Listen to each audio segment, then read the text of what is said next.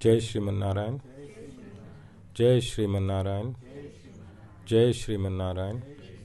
I pay my obeisances to my spiritual master, Srimad Jagadguru Sudarshan Acharya Ji Maharaj. I pay my obeisances to Lord Sri Ramanuj. I pay my obeisances to our Purva Acharyas. I pay my obeisances to our 12 Alvars. I pay my obeisances to Mother Lakshmi. And I pay my obeisances to Lord Sriman Narayan. I welcome all of you here physically at the Sri Narayan Dham in Durban, South Africa. I welcome those that's watching this discourse locally, nationally, and internationally. And I welcome in advance those that's going to be watching this discourse when it is posted on YouTube and the various groups from around the world subsequently. Today is day 22 in our marathon service that we started on the 5th of May in paying tribute to two great masters from my lineage. One on my left, the first poster on my left is a poster of Sri Ramanuj.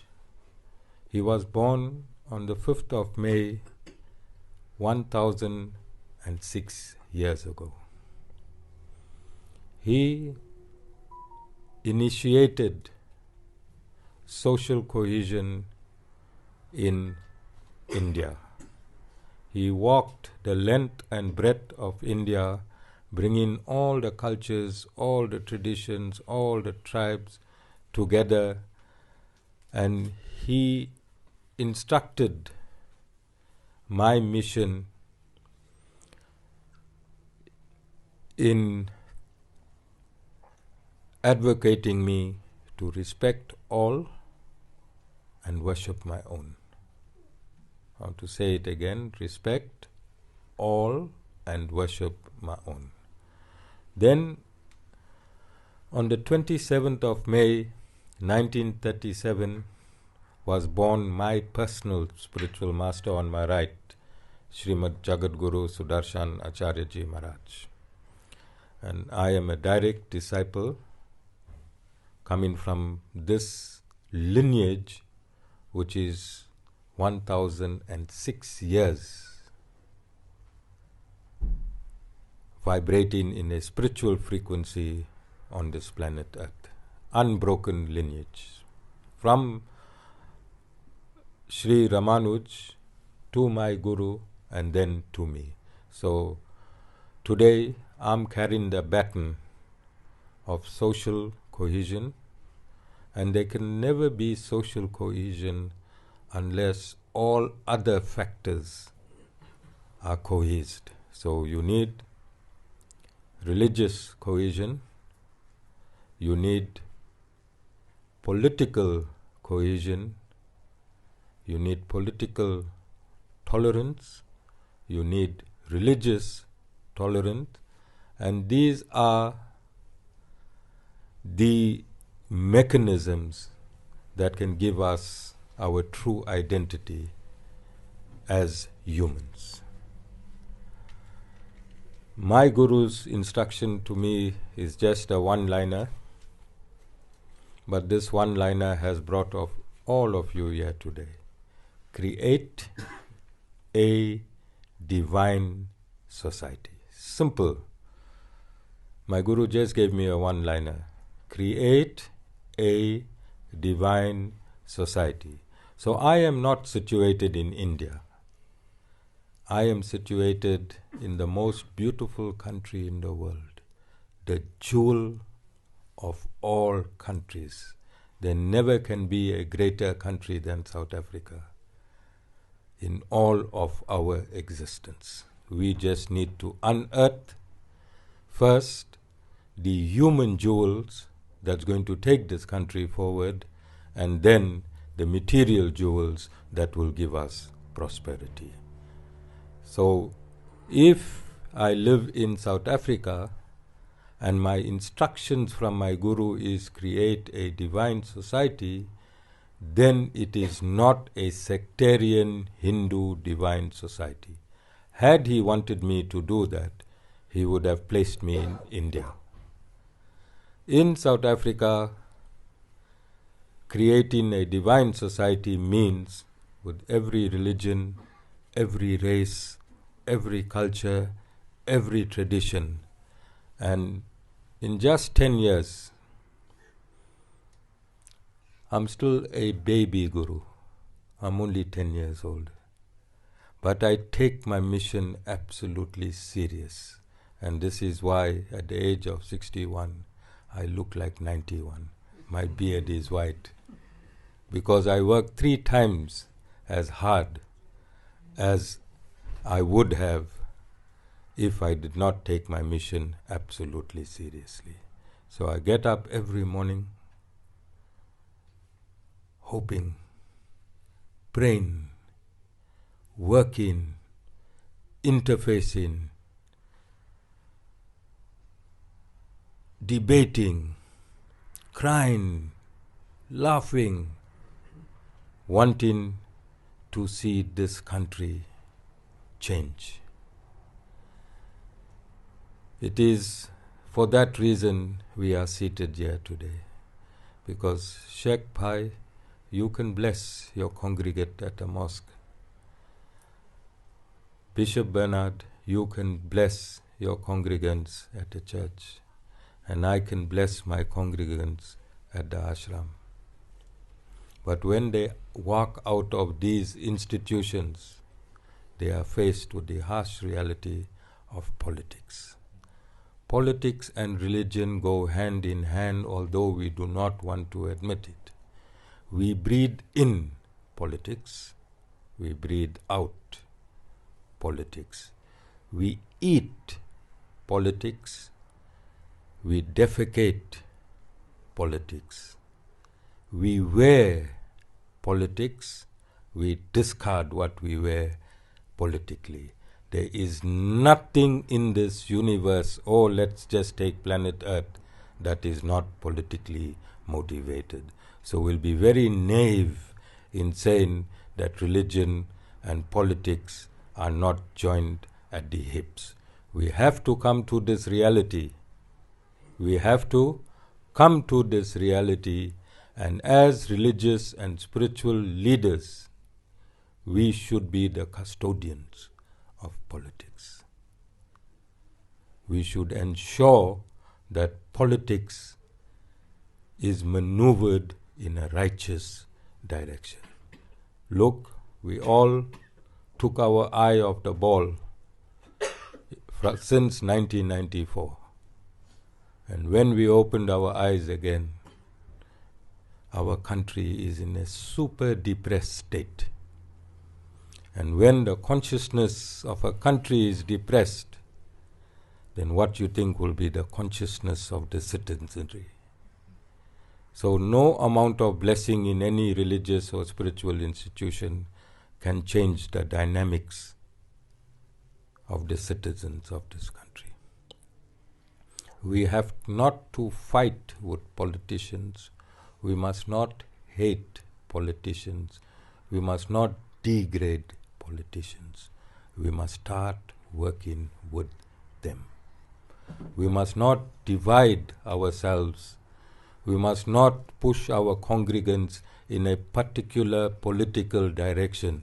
We must offer them the platform to choose which political parties and which institutions they want to believe in. Remember, we all, I'm sorry, Professor, but currently the country is hating the ANC. And this is a wrong phenomenon. The ANC is an institution.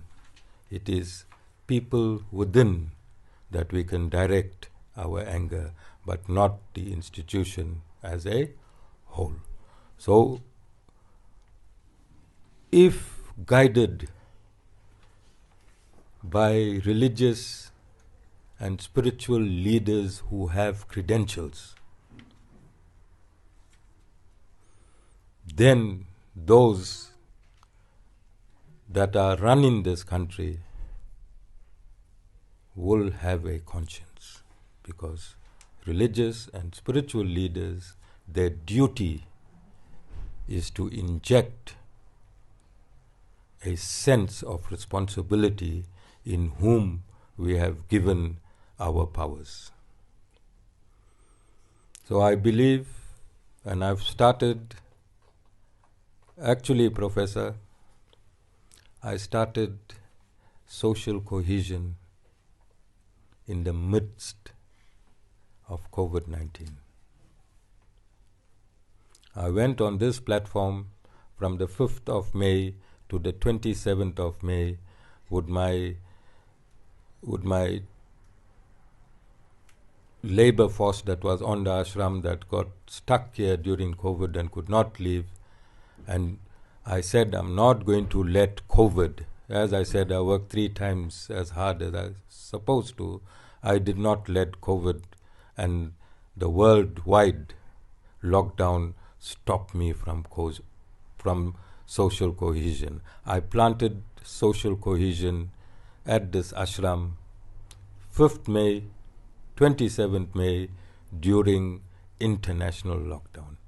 Look today, many of you are seated here, you don't even know why and how. You come from different cultures, different races, different backgrounds. You are seated here today. That is the power of social cohesion. That is the power of our Creator God. That is the power of interfaith.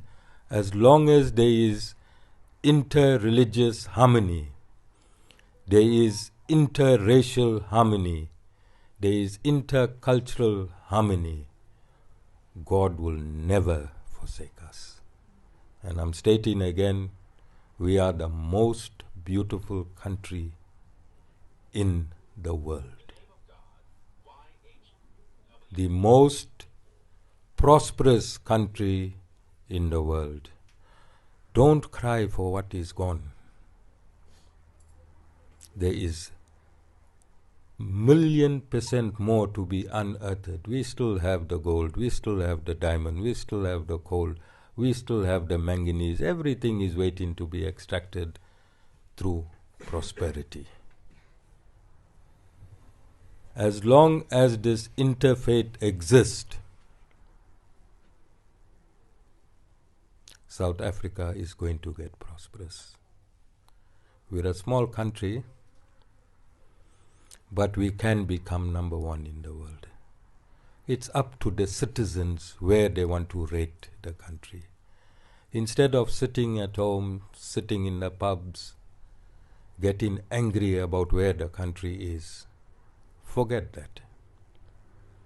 Don't have anger in changing the government. Don't have anger in replacing people that are in government.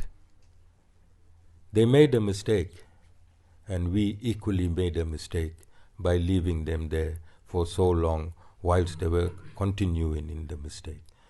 So with love, let the next elections be with love. Let 2024 be with love, but let 2024 see myself, Professor Sheikh Bishop Bernard, not in the suburbs. Let us walk through the shacks. Let us impact on lives that need the most impact. Let us not be seen in Belito, Amslanga. They don't need a change. They don't care who is governing. Let us go to the most downtrodden. They are our own brothers and sisters. They are part of us. Let us guide, let us change lives at the grassroots. That is the job of spiritual and religious leaders, to change lives at the grassroots. So I'm happy, Professor. I also belong to your Spiritual Policing Forum. I'm part of the KZN Spiritual Policing Forum with Brother Rafiq. and Bishop Mboyazi, Bishop Msomi, Cicelo, Pastor Cicelo. We're doing all we can. We want to change the inner man. We want to change our country. And as I said, today you're landed in the midst, on my penultimate day. Tomorrow it ends. Tomorrow is my Guru's birthday, and it ends. Today is the last day. And I am truly, truly, truly, truly, truly honored to have men of your stature, of your caliber, of what your essence is in terms of social cohesion, oneness, interfaith, that I am lost for words. So I'm going to introduce Professor Motseko. Bishop Bernard, do you want to give a full introduction of all his credentials? I don't think in his busy schedule he'll have time to come to my ashram again on an occasion like this. So I'd like you to do a comprehensive introduction of who Professor is. And this is why I'm saying I am absolutely honored, Professor, and that God chose you to be here today. It can't be a coincidence. You are here today. I'll ask Bishop Bernard to introduce you.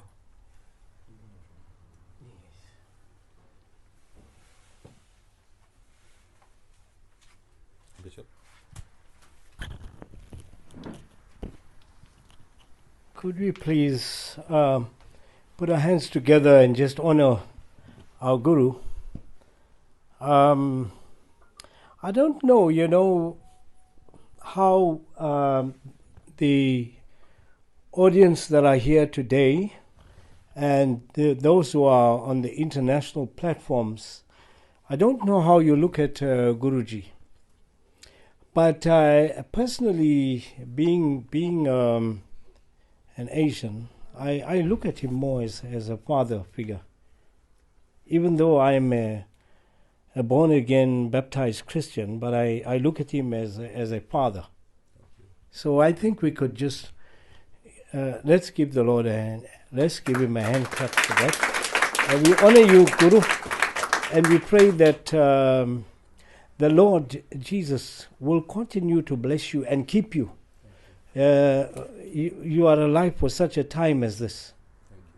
And it is truly my honor and privilege to honor somebody very special that I met 2 months ago. I do believe that Interfaith Council, some of the colleagues that are present here, especially our Sheikh that's here with us, and Bradley, and some other leaders that are here, Pandit Prem, I do believe that we might have heard of Professor Mocheka. Okay? Some of you might have seen him on TV, some of you might have read about him, but I do believe that our Sheikh has a long-standing relationship with the professor. And I met him two months ago at the National Constitutional Conference in Johannesburg, where I was deployed by the KwaZulu-Natal Christian Council. You know, after every 25 years, we have the recrafting or the renewal of the Constitution or amendments every 25 years. This was a meeting that I never expected that I would be in this meeting. But, of course, I met the Honorable Professor Mathola Mocheka, who is the co-chairperson for Constitutional Review Committee and the South African Interfaith Council, of the South African Interfaith South African Interfaith Council and a member of Pan-African Parliament. Now, I'd like the professor to stand, if he doesn't mind. So I want us to get a good look of our Father Abraham. Now, I'm saying this very boldly, Sheikh. Just a minute, Prof. I'm saying this very boldly because we as the Indian community here in KwaZulu-Natal, we are the second largest Indian race group or Asian race group or Indian community here in the southern hemisphere next to the river Ganges. So you're not going to find a bigger amount of Indian community in the world except when you come here to KwaZulu-Natal. Here in we say it's a kingdom of the Zulus. But we are also part of the kingdom because we brothers and sisters, thank you, Prof. Thank you. We are brothers and sisters in, I always maintain that the black community or the Zulu community and the Indian community, we have a very strong history together. Because I myself, I'm a previously marginalized indentured leader, and I'm 58 now.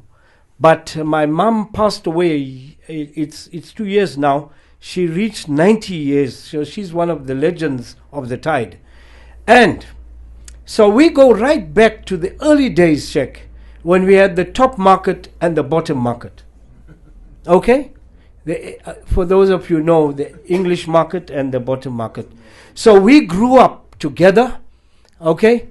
And we have the Indians and the Zulus in KwaZulu-Natal.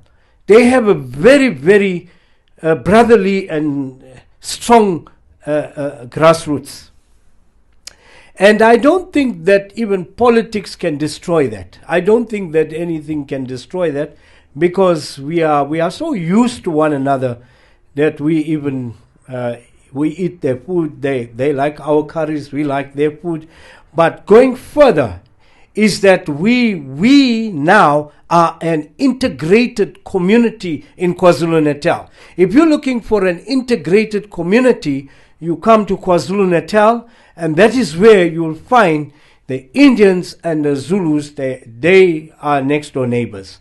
So above everything else, it is our honor and privilege to have with us here this afternoon our professor, who is part of the Parliament Portfolio Review Committee. He is a lawmaker. I think we miss an opportunity to say thank you. Come on, let's just thank God one more time. We have with us in our midst he's part of lawmaking in South Africa. And I said to myself, we cannot promote social cohesion with one race group.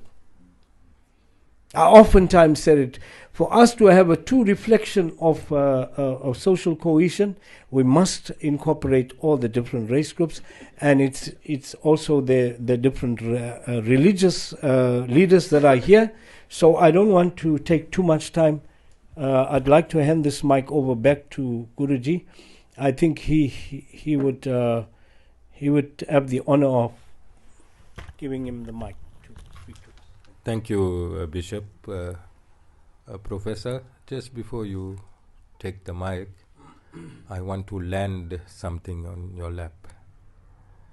In this days, we had the most extraordinary experience with our black brothers and sisters. Most extraordinary. This ashram became a church, it became a mosque, it became a place for God without any distinctions. But I just want to differ quickly. This is why I'm throwing something in your lap. 2021 July was not too long ago. I still have deep scars. And I asked my brothers and sisters that let us stop talking and let us put a mechanism in place. And we've established in principle an Indo-African Institute. And we want a mechanism in place, and that is why God sent you here. You can fast-track that.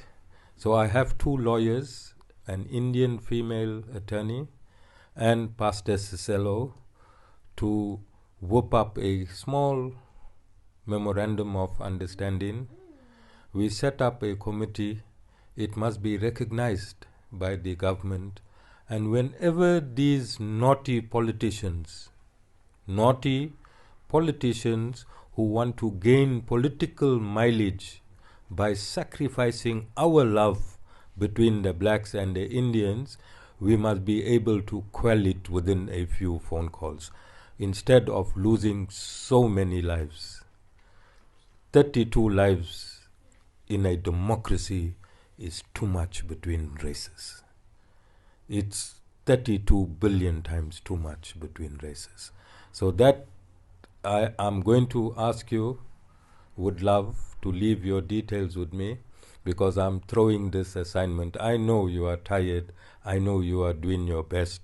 But I would like you not only to assist us, to also sit on that board and put some flesh into it and make it a working mechanism. So I come from the military. My early background is military, Professor, so sometimes I'm militant in my approach, even when I'm begging. All right, it's not arrogance, it's just that militancy shaped me when I was in the youth. So I don't have time for flowery talks, and my wife will tell you I was never romantic, just straight to the point. Let's get married, let's have children, let's live, you understand. So I don't have any words for any romances, and this is why we have been successful in our social cohesion. Bishop Bernard will tell you, I take no nonsense, I'm straight, ruler, line, everything, and we work because we want a solution for our humanity. And if we spend too much time talking, then talk shops don't end up in solutions. Once again, Professor, I also want you to tell your wife that I've been very impressed in her own character that has been around. As a guru, people might think gurus are blinded from politics, but I'm right in there, Prof. And give your wife my greetings. I think you can show her a photograph that we took, and maybe next time when she's in KZN, she can have drop by to the ashram. Thank you. You are now welcome to give a speech. Say whatever you want, Prof, and then we'll have supper before you leave. I hope you enjoy vegetables. You want the podium, Prof?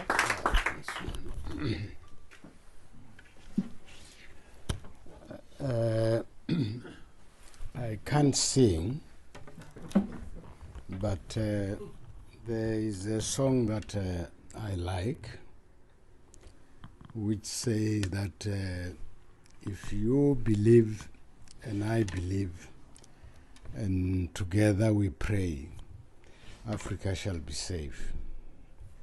Now I see our Guru here has brought us together so that we can pray together. And that is the formula that can save our country and our continent. But let me thank Bishop Bernard for inviting me. I met him at a conference, and I found him to be a man of character, very persuasive. Now, when he said I should come, I shouldn't ask questions. And I didn't even ask him, who am I going to meet?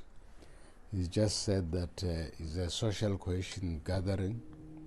And now I also did not know that I'm going to meet the Sheikh.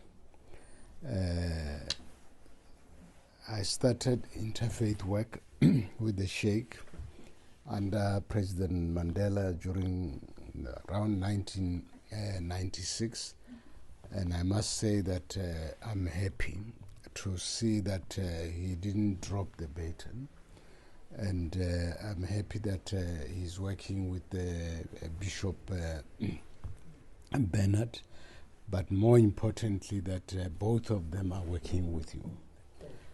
I think that they are in good hands, and therefore we who are led by them are also in good hands. But I just want to say that I have been involved in the interfaith work for a long time.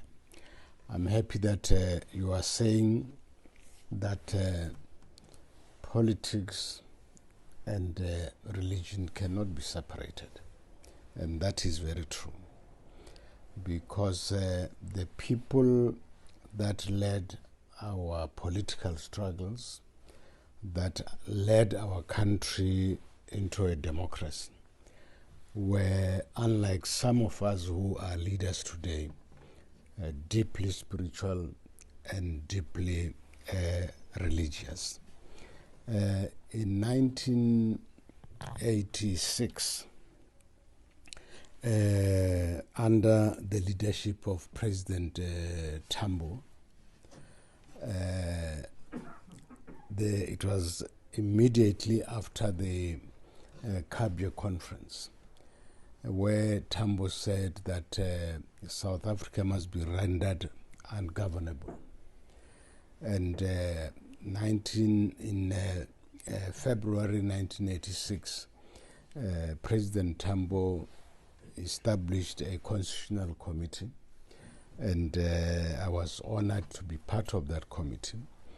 But he also established a religious committee, because like you are saying, you cannot separate politics and religion.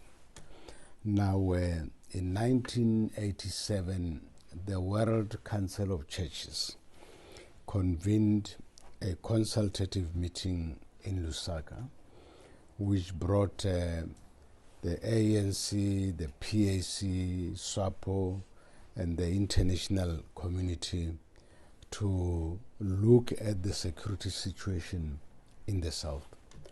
And when Tambo addressed that meeting, he said that the ANC and the church have had a relationship from the beginning, and that for 75 years that relationship was not severed. And he went on to say that he would not tolerate anybody who introduces anti-religious ideas in the ANC. And he said that the religious people have a responsibility to support the liberation movement, who are fighting for the freedom of the people. And at that meeting, O.R. Tambo said that, announced that the ANC has formed a Department of Religious Affairs on an interfaith basis. And there is a publication of the ANC which was called Sechaba.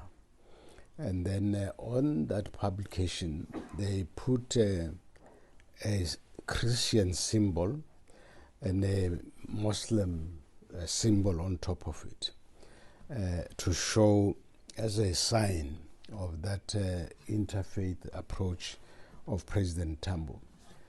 I was honored not only to be in the legal and constitutional department, but also to be in the religious department, and to see that the leadership of the ANC feared God and were deeply spiritual and religious.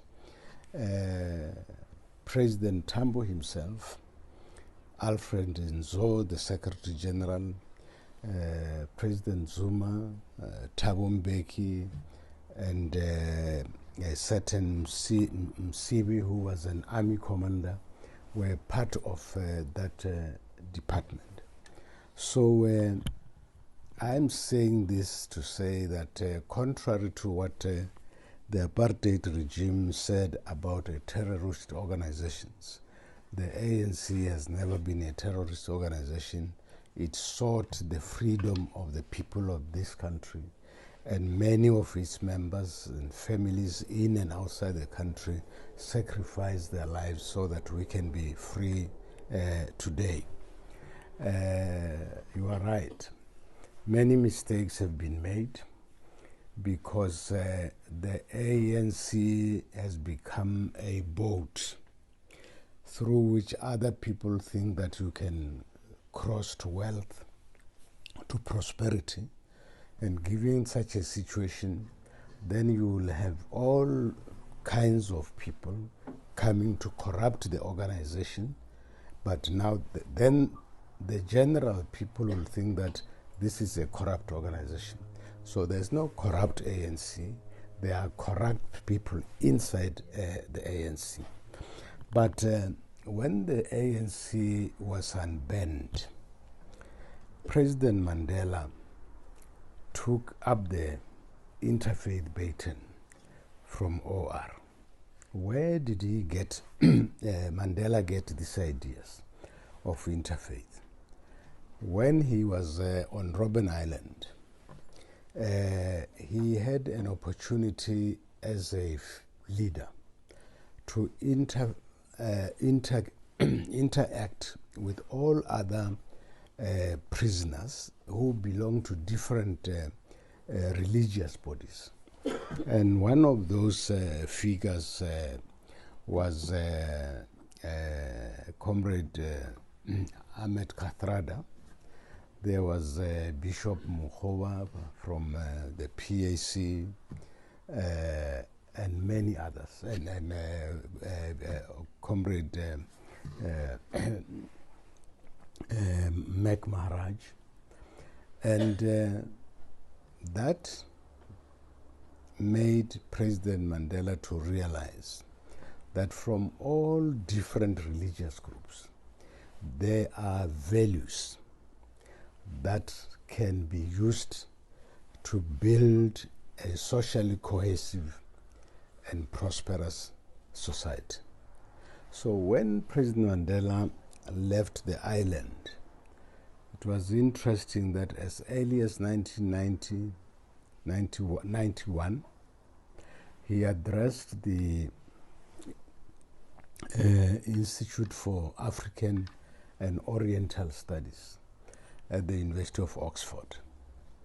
He said in that address that Christianity, Islam, and African religion, among others, can play a role in the rebirth and renewal of South Africa and the continent.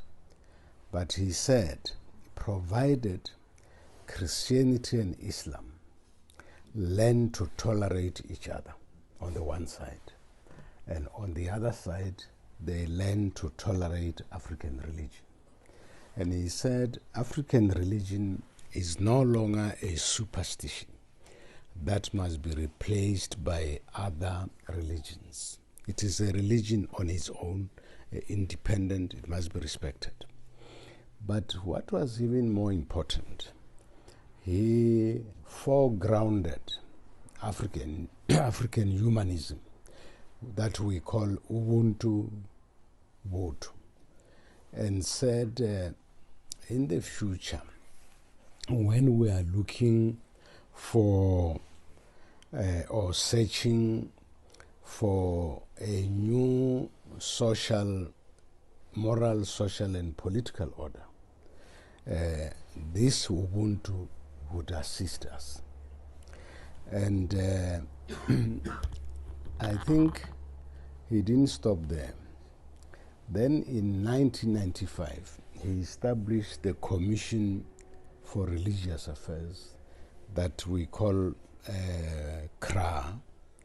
And it was in the work of that CRA, established by Mandela, that the Sheikh and I met. We started to work together. So we were the foot soldiers of President Mandela.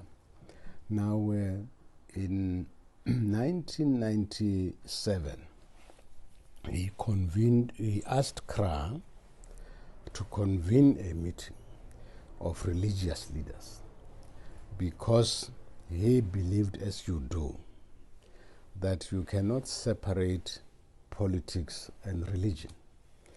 And at that meeting, he said that religious people cannot achieve their objectives working alone, and that political bodies cannot achieve their objectives working alone. And he called for cooperation, as you are doing, between the two. And then he said that it would be better that religious bodies go to the local level and establish cooperative interfaith structures. And then going forward, that call of Nelson Mandela led to the establishment of the National Religious Leaders Forum, NRLF. Now, CRA, where we were involved with the Sheikh, worked with the NRLF to convene a moral summit. And that's how Mandela founded the interfaith movement and established the MRM to realize his moral vision. Now that NRLF and CRA working together, that led to the launch of the moral regeneration movement. And I am sorry to say that I think along the way, those who led that moral regeneration movement lost the vision that Mandela had, because Mandela said that there is a deepening moral degeneration and social ills in the country, because people have lost their souls as a result of this apartheid oppression, which turned people into animals. And what he wanted to do was to make sure that the moral regeneration movement restores the soul of the nation. As President Xi Jinping also says, that a nation must have a soul. And Mandela wanted to restore our soul. And unfortunately, because we are a constitutional democracy, some people thought that if you have a constitution and a Bill of Rights, religion is not necessary. You will take the liberal human rights in the constitution and replace religion, and that cannot work and has not worked anywhere. And that's where, in my opinion, the moral regeneration movement went wrong and actually failed. So I want to agree with you that it's not a coincidence that we meet here today. We are brought here by the Almighty to save a situation, because as Mandela said, that the seeds of the ANC were planted in the religious movement. Now, when things go wrong, we have to go back to those people who created the seeds of this organization. And I'm happy to hear from you that we should not be angry with the politicians. Those who know English say to err is human and to forgive is divine. So, but just to forgive and sit back is not going to help anybody. We have to take practical steps and work side by side with these politicians to return them to the root, because as the Guru said, that the job of the spiritual and religious leaders is to inject the values in the people, secular leaders. And I think that is the biggest challenge facing us today, to say, are we going to sit and say we are ruled by a corrupt party, we don't want them, we are waiting for 2024 to remove them from power? Who do you put back to power? This country, already now, there are 474 political parties in parliament, and we passed a law which says they must tell us where they get the money, they must be able to account for the money.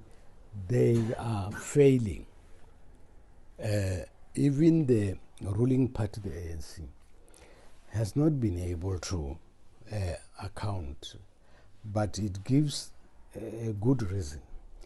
ANC is the biggest political party. It has national structures of the youth, women, and then the veterans. Now it has provincial structures in all the 9 provinces. It has regional structures. It has branch structures. And now the people who join and lead those structures don't have the skills and things like that. As long as you can sing well and use revolutionary language, you get elected. And after elected, you can't even run, keep books. Now, if you say ANC, come and account. Now, they have to even account for the branches, the regions, the zones. Is an impossible task. So when the ANC says we cannot account fully because we must go back to the provinces and so on and so on, it's something that is understandable. But that is no excuse not to account. But the point I'm trying to make, if you have 474 political parties, what is the purpose of these political parties? What are they offering the nation? Because the situation that we are facing now, the triple challenge of poverty, unemployment, and inequalities, is as a result of the violent dispossession of land belonging to the majority of the people, and the disposition of the natural resources, the minerals, and so on and so on. A research report shows that 72% of the productive land belongs to the white community, 15% to the Indian community, 5% to the colored community, and 4% to the African majority. Now, if you have the majority having only 4% of the total surface of South Africa, that is a recipe for disaster. And that's why the majority of African people, you find them in the townships And in these townships, at the back, there are shacks, and then in the informal settlements, and there's overcrowding. Even if a woman has to give birth at the hospital, the ambulance cannot enter those areas. If someone is attacked there, the police cannot enter there. So we have a problem, a big problem. So the people will say the ruling party cannot protect us. The police cannot protect us. But the situation is such that it's impossible to police and to deliver services. Children must go to school. When they come back in a shack, the father, the mother, the daughters and sons and their children, how do children study there? And the poverty is creating stunting in the children. So it's a big, big problem. But my view is that, when Nelson Mandela started the negotiation process, there was violence. The country was descending into a civil war. But he worked with his colleagues. They put together a peace accord. And it was religious people who stabilized the country and enabled us to have a peaceful transition. Now, it would seem that today we have forgotten that religious people have an important role to play. And I heard you quite well, that we cannot separate religion from politics. So I think you are reminding us that the role of religious leaders has not stopped. It has to continue, and at this stage, it is even more important that religious leaders must step in. Now, you have been talking about spiritual cohesion, political cohesion, and say the two must go together. That's what Mandela said. Mandela said that, we need spiritual transformation, and that you cannot have social transformation without spiritual transformation. But I left the Pan-African Parliament to try to be here on time. But yesterday, we received a report from the ambassador of Sudan and the leader of the Sudanese community in South Africa. The picture that they painted is that Sudan is on the road of self-destruction. There are rebels, a rebel commander fighting with the commander of the regular forces, and the saddest thing that is happening there is that the rebel forces go and occupy 8 hospitals, throw out the patients, and turn the hospitals into army barracks. And if you take the Sudan is, I visited the country. It's a very religious place. You find the Muslims are the majority, and they coexist with the Christians.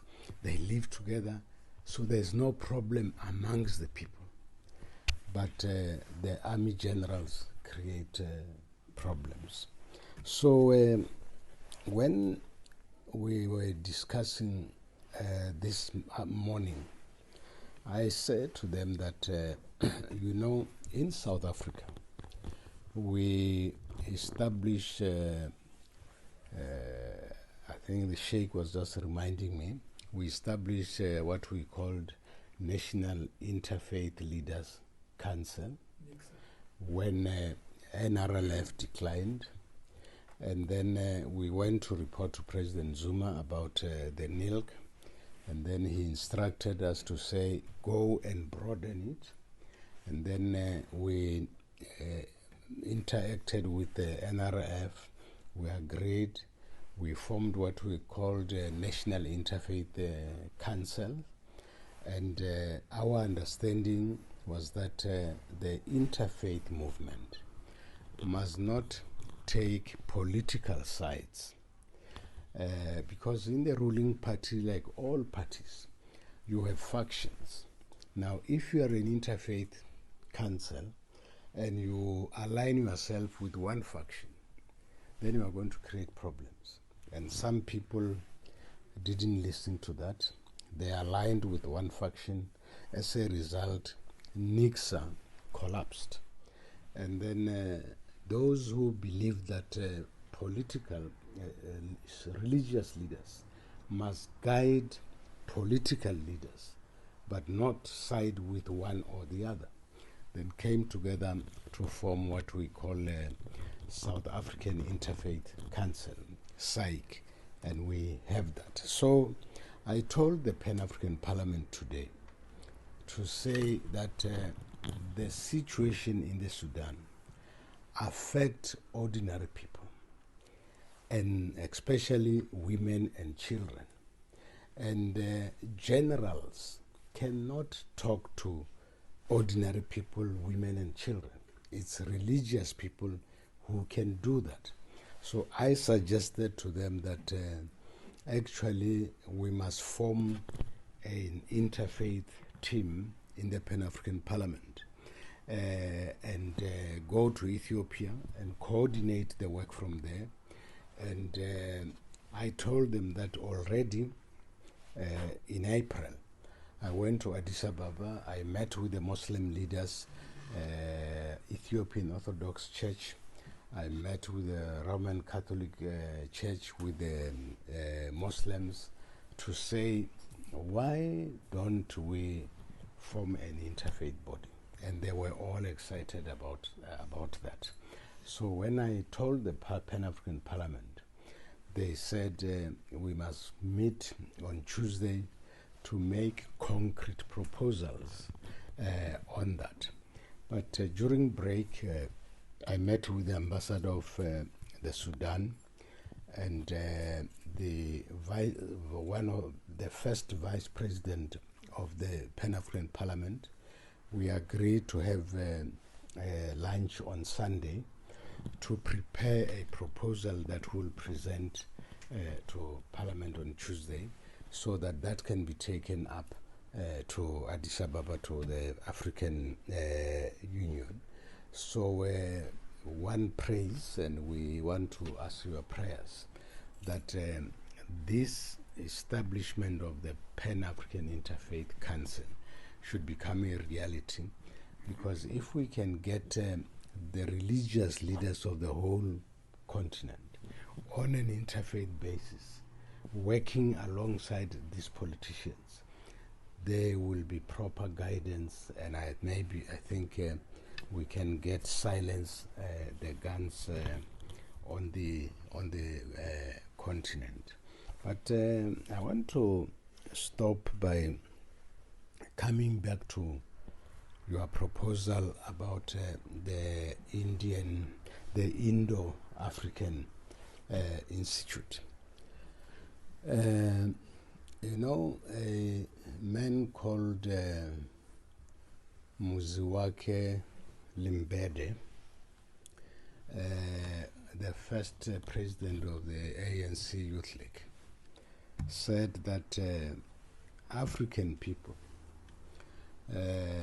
like all Oriental people, are very spiritual and religious people.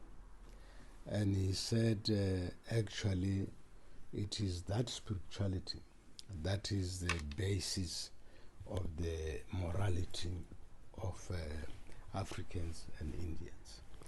You see, I've nothing against the West. But I remember also a Chinese saying which says, face east and look for the solution.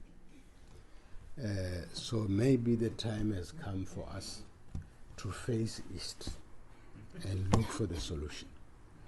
And the Indo-African Institute that we are talking about could be a mechanism that will help us to do that. You see, people in the East were not as oppressed as Africans. So you were fortunate that you kept a lot of your culture, religion intact. But we as African people were so brutalized that we lost everything. Now only traditional people like the Khoisan, they kept a lot, but they are not respected by many people. It's only now that we begin to say the Khoisan are the first people, and therefore they must have their own rights. So the proposed Indo-African Institute is the way for me, is the way to go, and that is something that will support, and I will also make sure that the powers that be support that, because you see, I like something about the Muslims. They have scholars, theologians, who just specializes in discussing the concepts and all this thing, and as a result, they minimize religious conflicts or development of sectarianism. You know, I am serving in the ministerial task team on the effective management of the Hajj and Umrah, appointed by Minister Naledi. And you find that some people come into the structures, but with a profit mind. So there's some element of commercialization of religious matters. And you see, unless the religious leaders themselves stand up and say, not in our name, we may then have some government in the future who want to interfere in the religious matters to say, we want to help you solve the problems, whereas they can't solve their own problems. So I think that I am in agreement with you. Let's see this come together, not as a coincidence, but as a divine intervention. And I'm happy that already there's a plan, there's an institute.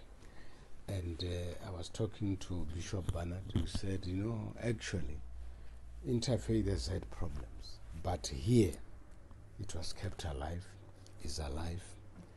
And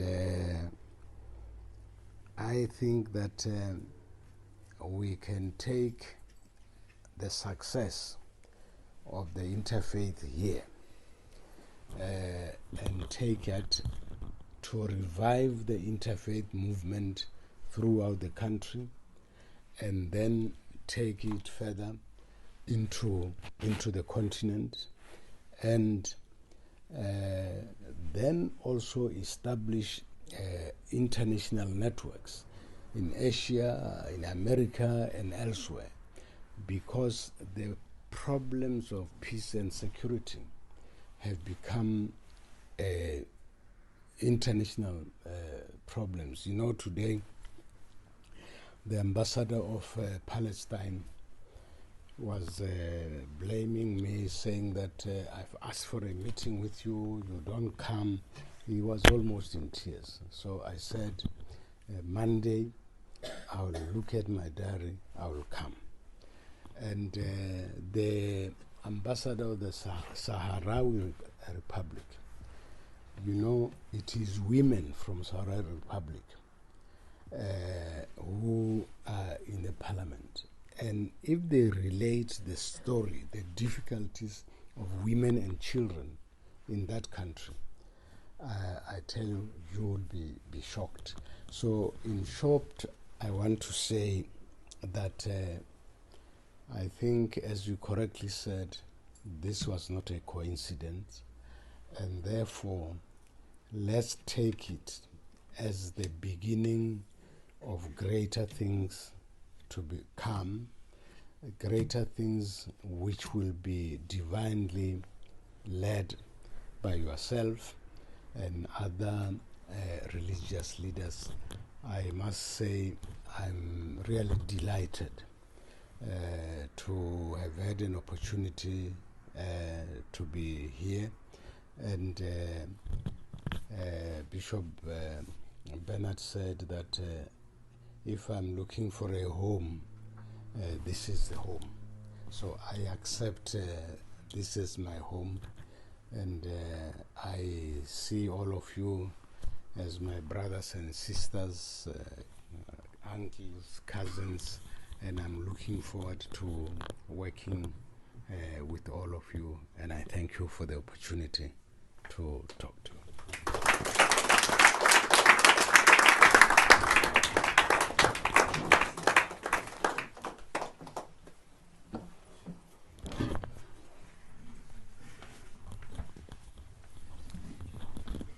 Thank you, Prof. You may be seated.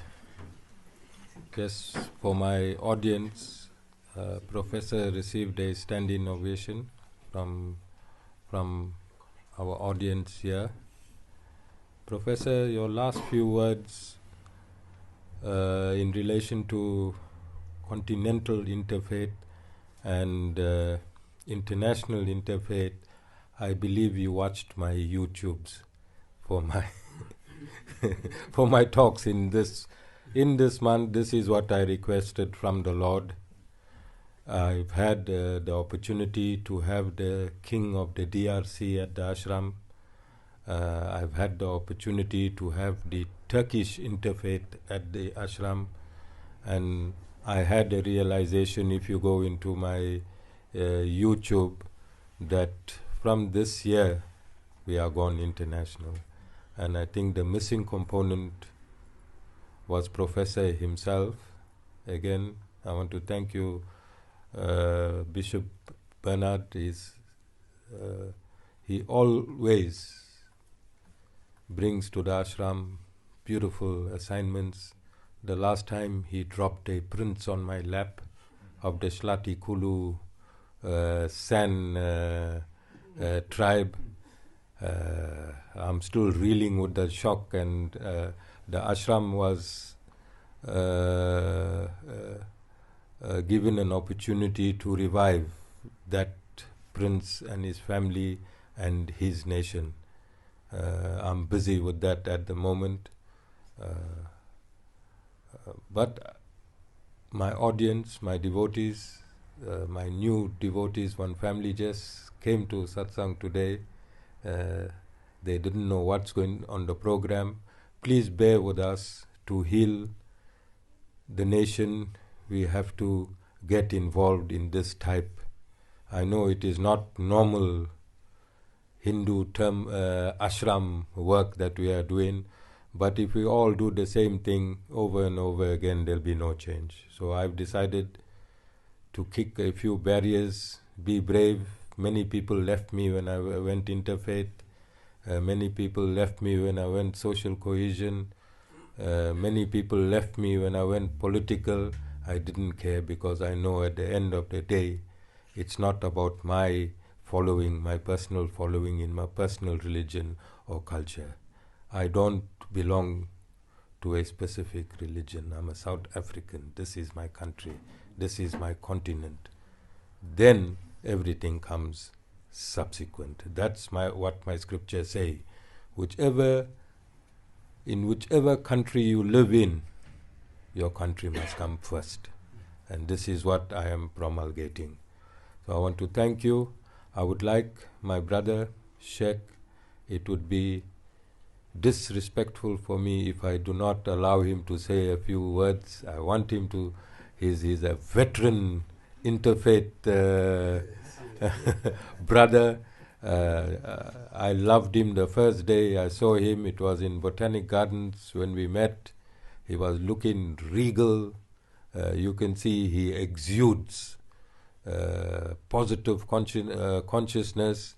And I went up to him and I introduced myself to him, and he just gave me one sentence. That is all. So profound. I love interfaith. So my brother that loves interfaith, you can have a say.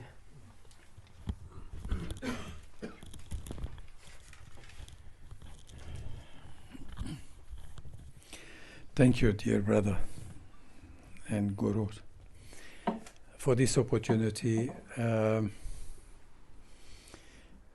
not allowed to speak after my leader, who really we are his student when it's come to interfaith.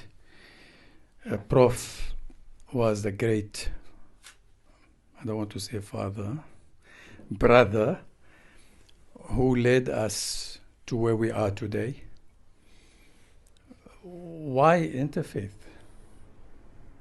And what is the meaning of interfaith? Some people misunderstand and mislead others by saying, I believe in what you believe, and you have to believe in what I believe. No, interfaith is, as Guru was saying, that this is my religion, respect me, and this is your faith and your religion, and I respect you, but we are one.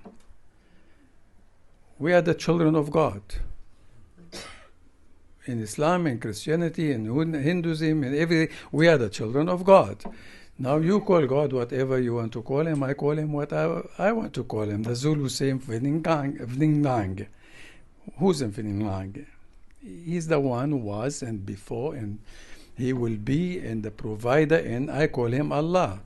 In Hebrew, Elohim. So everyone, but in the end of the day, what will divide us? Our ego, our ignorance, our disrespect, because we all born pure submitter to the Creator.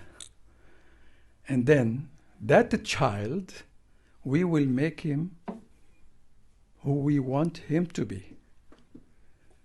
If I give you my baby who's 1 year old and live in this ashram, what he will be? Hindu. Give me your child to be in my house as a Muslim, he will be Muslim. Give him to the Christians, he will be Christians. But he born pure submitter to the Creator Almighty. But is that will divide us? No, that's supposed to unite us, because I will learn so much from my bishop. I got 2 bishops here. The Bishop of Shembe, my brother, his son, my son, Bishop Bernard, my brother who we worked together from years, from the time of Tata Mandela. So why I am here? I have a program started, supposed to be 7 o'clock. I will finish at 10 o'clock. My brother, Bishop, he says, Sheikh, I only want you half an hour. Only half an hour. He wasn't lying to me. But he know if I get here, I will stuck here. I can't even move. He know it. Why? Because we brought up myself. I brought up with the Christians, with Hindu, with Muslims. We never look at each other and say, you are Christian. We don't know that. When we grow up, we don't know that. We know that you are my brother, you are my sister, we are neighbor. We eat from each other, we see each other, we go out with each other. Until Somebody put in our mind, in our brain, no, wait a minute. This is not allowed, this is allowed, this is not allowed, and this is from outside. Maybe our professor doesn't want to say it openly, but the West is that power to divide us. You was talking about Sudan, they divided the South from the North. First, that is the first step. Christians and Muslims, Arab and African. And this is a big lie. After they divide the South from the North, now let's the North fight each other. So why? Because we take all the resources. Sudan, one of the richest country. Sudan, the biggest African country. Look at it today. The same thing they did in Iraq. The same thing they did in Syria. And you carry on, and I can't carry on until tomorrow morning and we won't finish. But this is the time, as our Guru was saying, that lets the religious leaders unite. Now, with all due respect to you, my brother, you was talking about the government. I'm like you. I served this government for years without anything. I don't want anything from them. All my project, what I do from my organization, I bring the government in and I say, come, take. Why? Take the credit. I don't want anything from you. Why? Replace this government, who you want? The DA? I'm sorry, I'm not politician. I'm supposed not to say the names. But who you want to take? No, let's fight this government with love and bring them back home. Bring them back to what what they started with.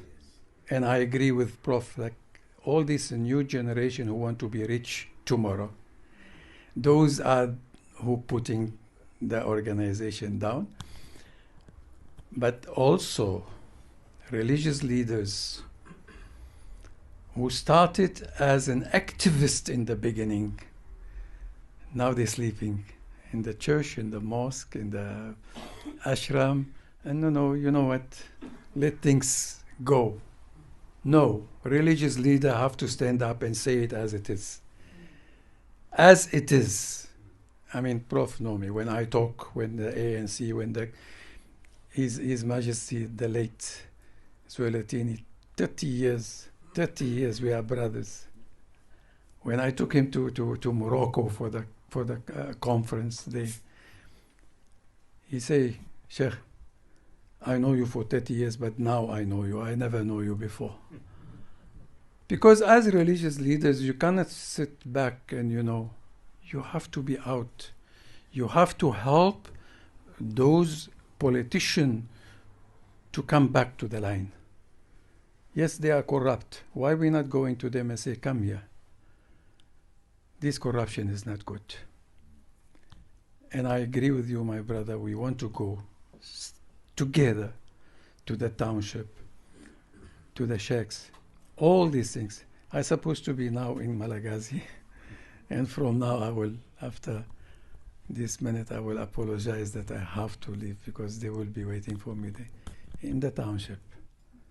This is where our work. But we shouldn't leave the politician. We shouldn't leave them. We forced ourselves to them. And with that, what you're building now, that movement,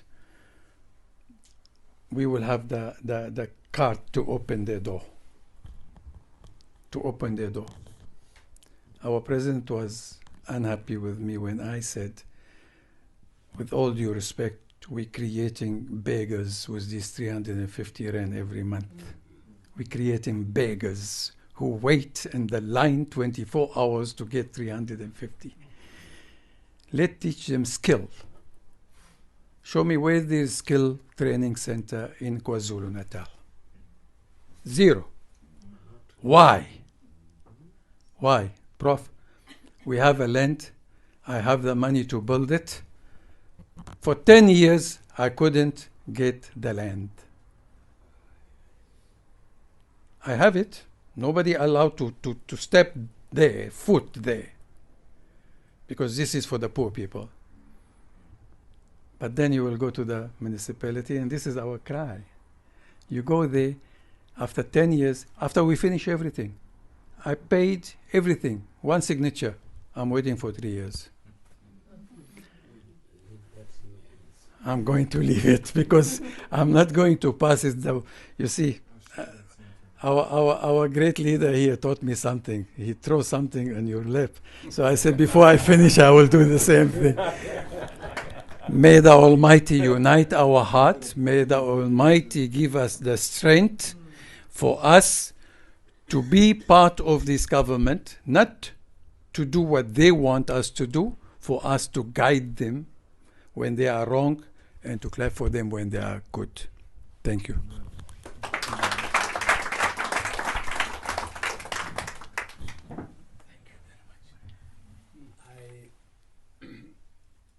The veteran interfaith leader, I prepared a document which shows how the interfaith movement came from Tambo in 1987. Because what kills the interfaith is our egos. Everybody wants to interpret it the way they want to interpret it. I mean, in all scriptures, you have the founders, you have the prophets. Now, the moment you deviate from the prophets, that's where trouble will start. So I want to ask the veteran interfaith leader to hand this over to you. Thank you. So that you can see what I try to say. I'm not creating anything. I say it as it is. And then anybody who has another vision has another one. But this time is the time for us to fight over visions. It's the time for action.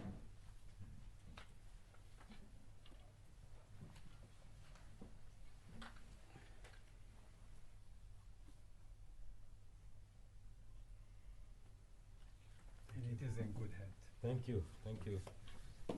Sheikh, if you have to leave, I'm excusing you. You will give me permission. Yes, I give you permission. I know wherever you're running to do something good.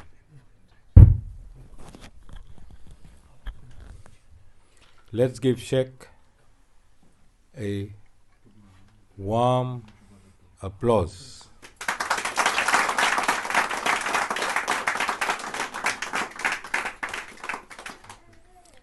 He is a brother of the ashram. Sheikh Bhai, this is now home. This is now, yes, well, I want to say it internationally. This is now home. Thank you very much. We applaud all that you are doing in South Africa. Thank you.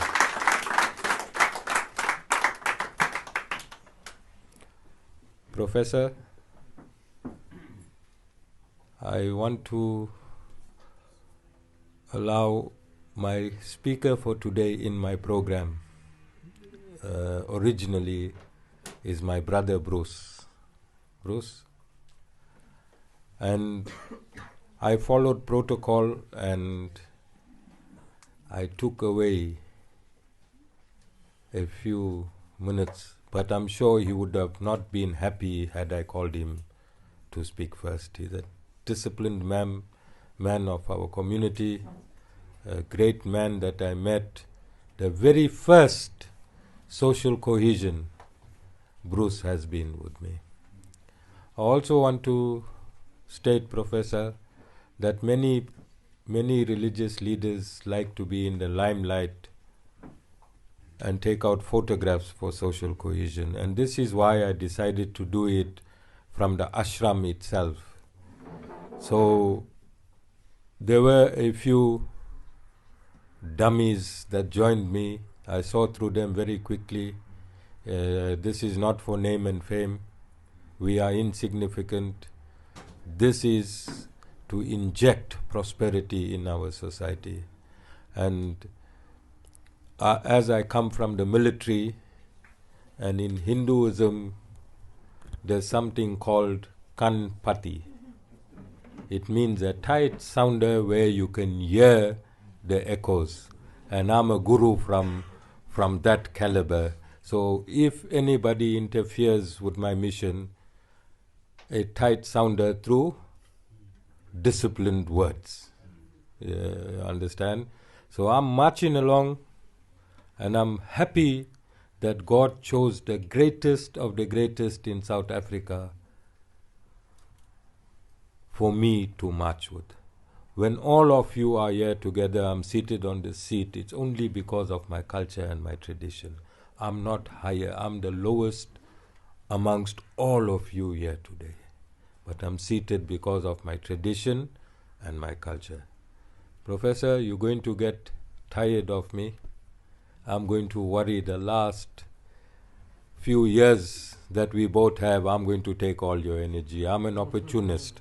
And for this mission to go where I want it to fly, you're going to sleep thinking of the Guru, and you're going to get up, and then you're going to think Guru, and you're going to cover your head again. That's how I'm going to trouble you. Thank you very much. I have my brother, Bruce, and a little story I always discuss when we meet interracially. Every race has its uniqueness. I learned discipline from a white man.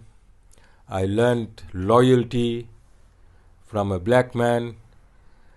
I learned to make a plan from an Indian man.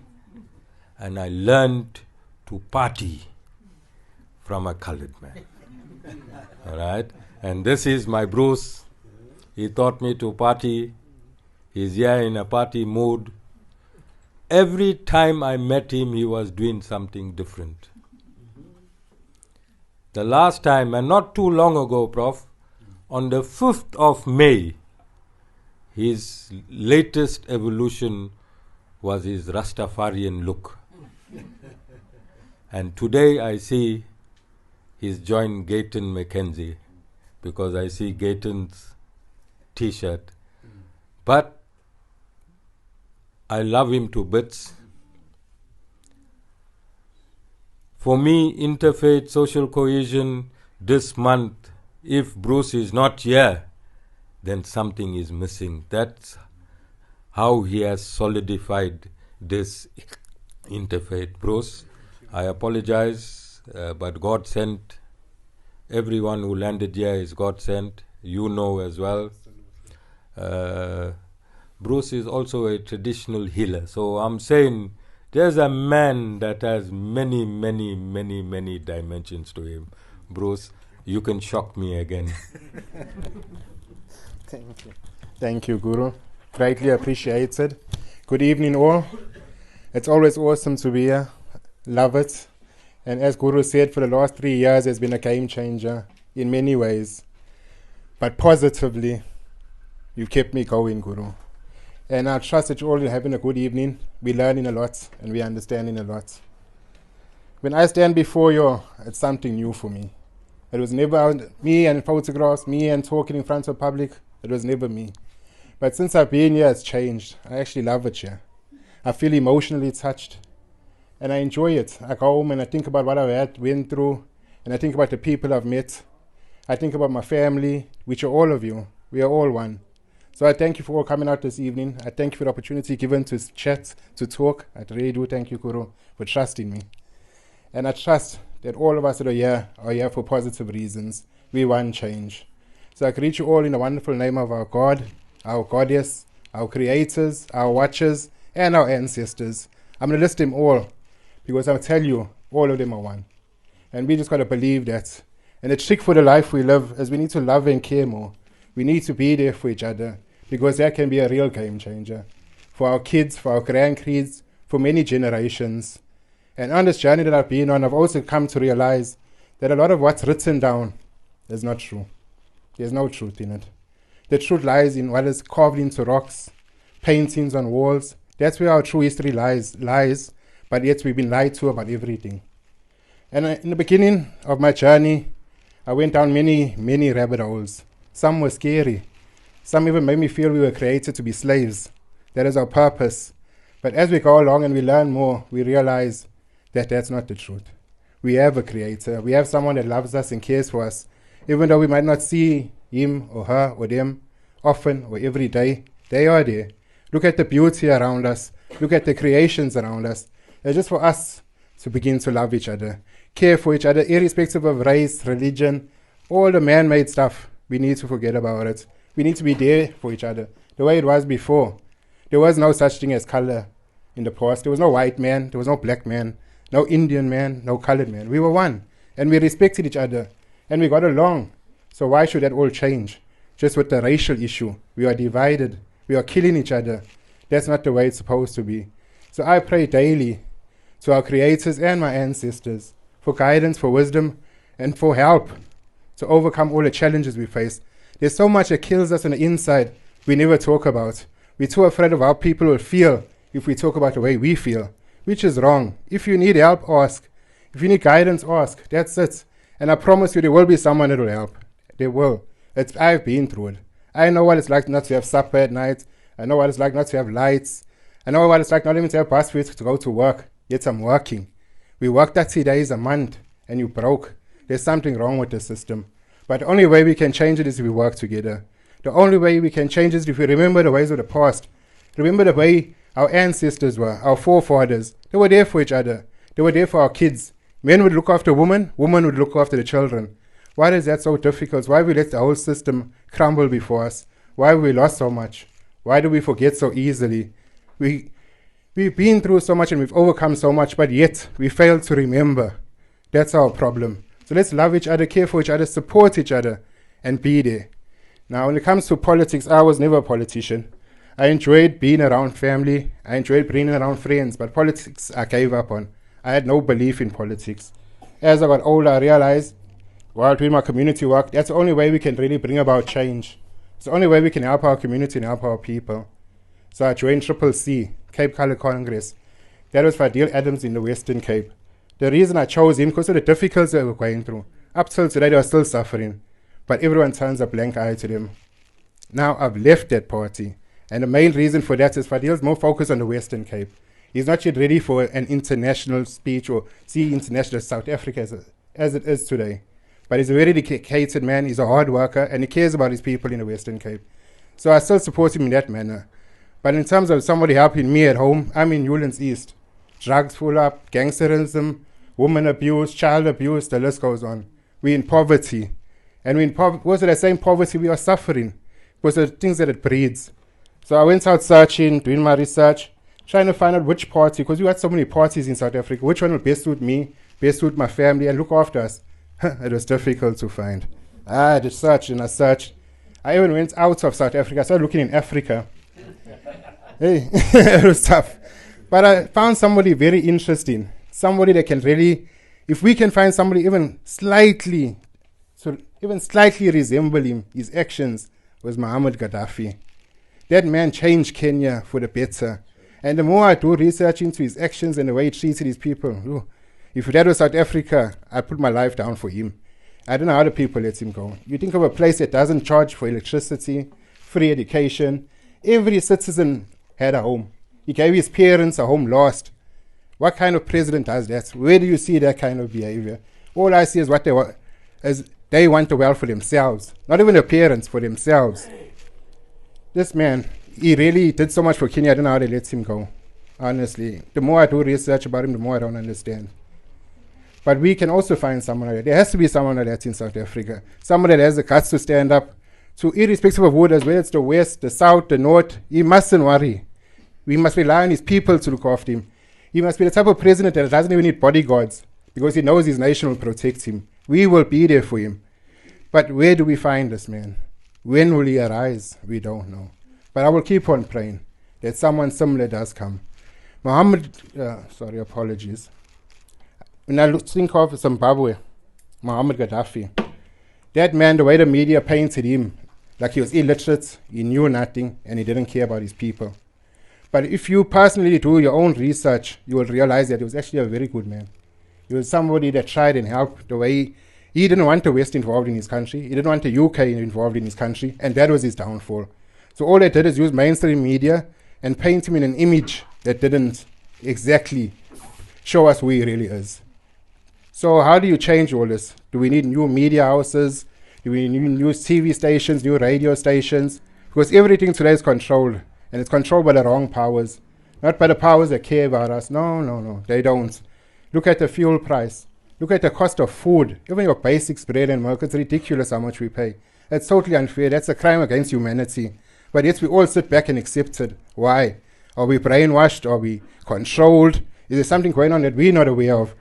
So we need to come together, sit down, irrespective of religion, spirituality, culture, and find solutions to these problems.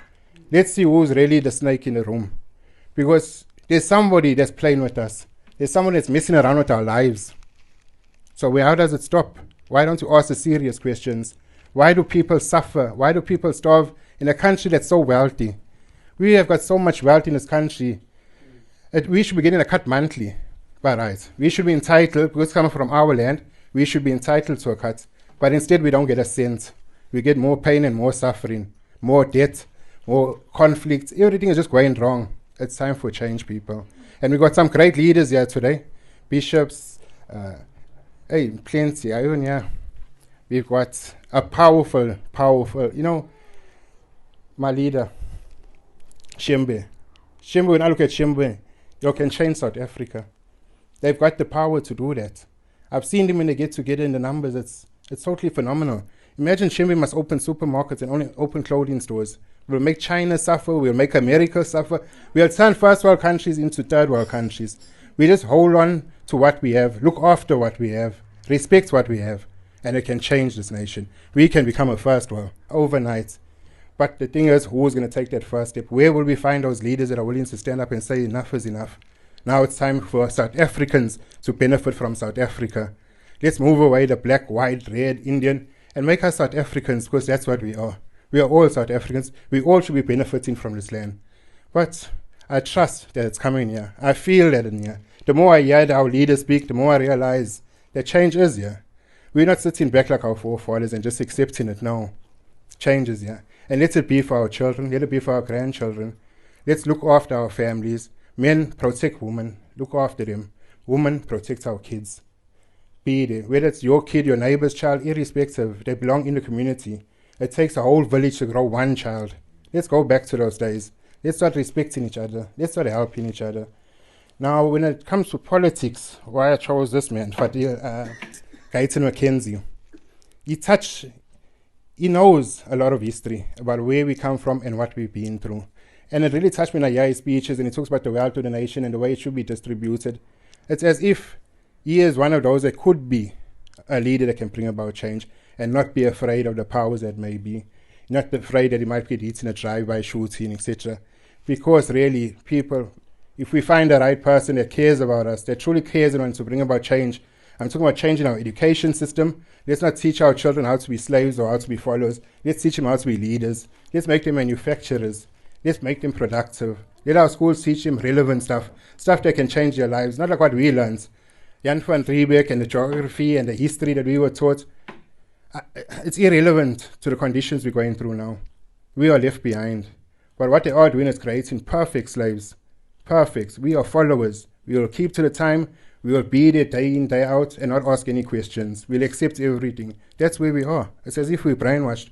But it shouldn't be that way. It should never. We should be spending more time with family and friends. Work should be a minimum, take up minimum time in the day. But yes, it doesn't work like that. They want us to suffer. If you go look in the UK, you go look in China, those kids are learning how to manufacture phones, computers. They're learning about farming, learning about agriculture. We don't do all those things in school. I love farming, but no one taught me in school. If I try to ask my teacher about it, going off topic. That's not on the syllabus.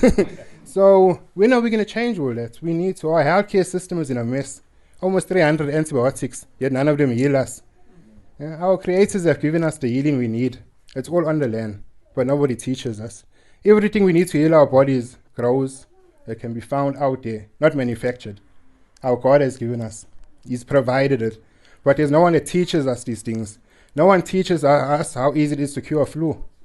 No. The doctors make too much money to teach us or help us cure. So it's up to the people to bring about change. It's up to all of us to work together to bring about change. That's the only way it's going to happen. And I'm trusting that this unity we speak of will bring about change. We just got to keep on pushing, overcoming whatever hurdles might be there, kicking down doors if we need to. And at the end of the day, we'll be able to party the way we used to. Now there's no money to party, Guru. Things are bad. Yeah, but thank you guys and blessed evening. Thank you all as always.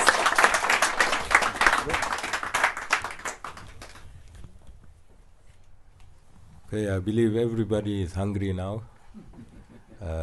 But everything that was stated has value. I want to end, Professor. I want to end. I held your hand and walked into the ashram, and I want that to be symbolic of me holding your hand and walking through the continent, walking through the trenches in our country, walking through the poverty-stricken places, wherever you need me, Prof, whenever you need me, wherever you need me, for whatever reasons you might feel it is beneficial. I am just a phone call away. Thank you, everybody. I hope you have been inspired, especially my devotees. Whatever happened today was not programmed. Besides Bruce, and even Bruce in his own program was reprogrammed, because he continues to be reprogramming himself. Bruce has never stopped reprogramming himself. So everything that happened today here is through the will of one supreme creator. The Prof is going to open doors for us that would have taken us years to open. Our intention is right. God sent us the key. Thank you very much, everyone. Please have a meal before you go.